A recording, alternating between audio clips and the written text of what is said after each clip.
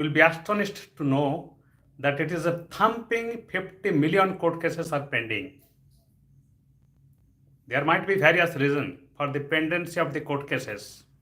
That is the different kind. But my point is that how can we reduce this number? What's the way out? If we find the root cause analysis of all those cases, it's a simply categorically I can tell that it is because of the lack of emotional intelligence. Because of that only people are compelled, people are urged to raise the case out of jealousy, out of envy, out of anger, out of the differences. And all those differences we can nip in the bud. There is no doubt about it. But what kind of property you need to have for that, so that you can avoid court cases? You can amicably resolve all those differences which might arise in between the people or among the people. There are the conflict, but there are ways to control all those conflict. Yes or no? If you believe, it is possible. And the foremost thing you need to have for that, it's EQ, emotional quotient or emotional intelligence. You already know intelligence quotient, which can lead us to pass the university, to achieve the degree in the college and university, to achieve the promotions in these jobs. But in order to retain the jobs, in order to get the full cooperations of your employees in the workplace, you need the emotional quotient, emotional intelligence. And you can avoid a lot of conflict in our society, in our organizations, and in the larger field. Anywhere you can apply this. So what are the elements of the emotional intelligence? There are basically 5 elements. The first and the foremost one is the self-awareness. You need to know yourself. What is your quality? Are you perfect? Nobody is perfect. But within our deficiency, we should know our deficiency. If we can become outraged very soon, we need to control it. So knowing the self is very much essential. And only after knowing the self, we can regulate, we can control ourselves. That is the first one, is the self-regulation. The second one is the first one is the self-awareness, second one is the self-regulation. The third one, the most important, is the motivations. If you motivate people positive way, you can control a lot of conflict. And those people who are likely to create the conflict, they can become more and more productive. Number 3, motivation. And number 4, definitely empathize. So what is empathize? Empathize is to put others' shoe, put yourself on the other's shoe. You can understand the others. The first one I told, the self-awareness, and this empathy. Before empathy, you need to have the awareness of the other persons. On their perspective, you need to think, and what propelled them, what compelled them to act like that. And the number 5 is social quality, social skill. So let me repeat what are the 5 elements. Number 1, self-awareness. Number 2, self-regulation. Number 3, motivations. And number 4, empathize. And number 5, the social skill. So you need to capitalize all these things. But be careful to apply, because without learning, without having the concept of the other person thinking, you cannot change them. So in order to do that, you need to progress in a meticulous way. You cannot be hurry. If you become hurry, the situation might become deteriorated instead of getting solved. So definitely want to lead the situations. So how? It lies in the word lead, Lead. So first, L for listening. You must have to enhance your listening skill. And for that, you need to have your patience on what situations and what conditions the other persons become so angry, so jealous, or so envious that he had to took such drastic decisions. You need to understand. Just I told you, putting yourself in their shoes. You need to think on their perspective. That means a complete paradigm shift. And while you can do that, you can be a perfect listener. And the symbol of positive listening is that you need to nod while they are saying some things. It shows your attention, how much eager you need to understand them. So that is L, and only you become the perfect listeners, you become empathize.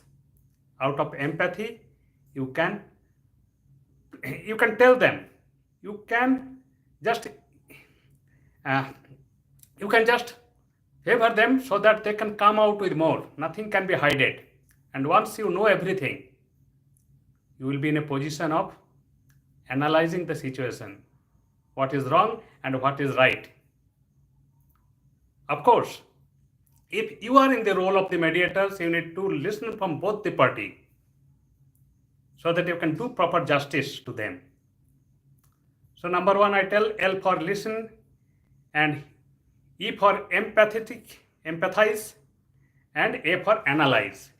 So once you have done all these three, LEA, then you will be in the position of leading the situation. D for your dedication to be in the direction of resolving with some reflective ideas. That idea must not be partisan and must not be biased by somebody's. You have complete analytical power so that you can do the justice. And if on the other side you are in the role of a manager of an organizations, you can control yourself. That I told. The number two, self-regulations, and accordingly you can control, motivate, and with your social skill you can prevent from exaggerations of any such incident in your organizations. You must have to remember the three C's in order to control this situation. So what are these three C's? Very important three C's. So first one, C is consciousness. Yes, you need to be very much open-minded, not to be biased. You need to open for all type of information. So what is available in this particular aspect and particular conflict, the reason behind it, and what is the motivation, what is the motive, or what is the intention behind it, you need to understand.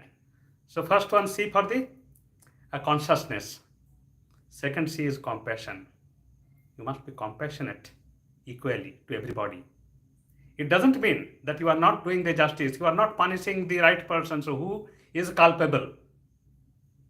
But of course, your mind should be open enough to take the right decision. So first C is for consciousness, second C is the compassion, and third C is connectedness through communications. You must be a good communicator in order to be connected to the other parties, to your employees, to your friends, or even to your enemies. With perfect connections through communications, with compassion, you can convert your enemy into a friend. This is the magic of emotional intelligence. There are several ways, but first of all, to be successful in this kind of the controlling the conflict, you yourself must be very much patient. And there are 7 techniques. First I told, know yourself. You need to know yourself by your heart. You must be active listening, listeners. You must be an empathetic persons, not to be biased persons. And if you are stressful, you become angry very early. Your anger management should be the first step. Otherwise, you cannot conflict. You cannot control any conflict. Because when every party is in the fighting mode, it can exaggerate. It can become worse. Then communicate properly, proper communication skills. Without hurting anybody, you can resolve any type of conflict and the differences. Of course, social skill. Social skills means connectedness with your communications, with your body language, positive gestures, and mindfulness about self-control, self-regulations. Hope you have understood about the importance of the emotional intelligence, and meticulously if you can apply, I can guarantee that many of the conflicts can be nipped in the bud. It will never exaggerate. It will never go to the escalation in the higher level. And this is the very simple way we can reduce the 50 million pending cases in Indian judiciary system. It will be a lot of benefit for the people because they can do a lot of other improvement works. If their work burden is reduced drastically, the only thing is that we need to impart the emotional intelligence. And I think, in my opinion, it's a so important subject that it must be put in the curriculum activities in the very tender age, in the very junior classes, so that our mind would become prepared to face any kind of the conflict and to control any kind of the conflict in future. It will be the greatest gift to the younger generation, and if I get the opportunity, my life will be dedicated to resolve these issues or to mitigate these issues to some extent. What's your view? Don't hesitate to put in the comment box. Thank you, my dear respected audience.